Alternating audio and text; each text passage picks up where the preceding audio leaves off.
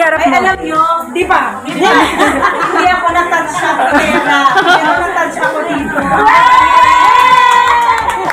Yay!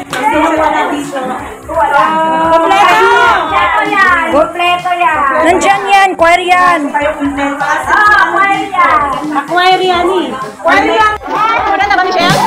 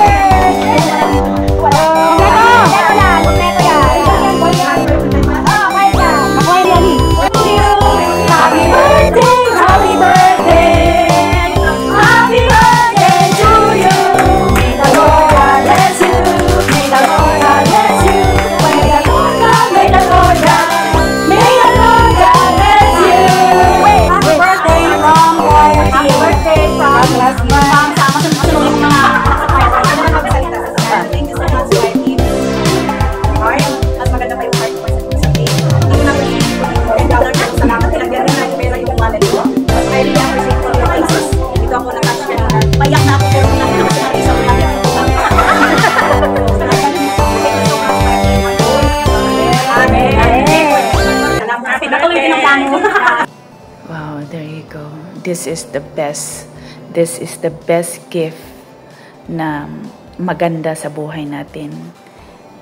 The best gift or the best friends surround us, that somebody is praying for us.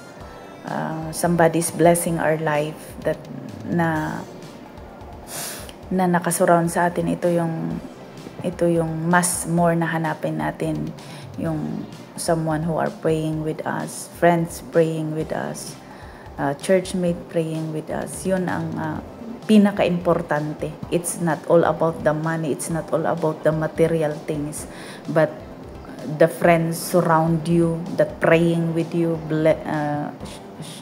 you know, they bless your life, you pray together, and you know, yun ang ito ay yung best na gift na na-receive ko. Yan, yung mga friends na ganito, di ba? Masaya. Yan, so thank you sa lahat mga YouTubers din, mga friends ko. Salamat sa inyo. And salamat sa lahat ng banding.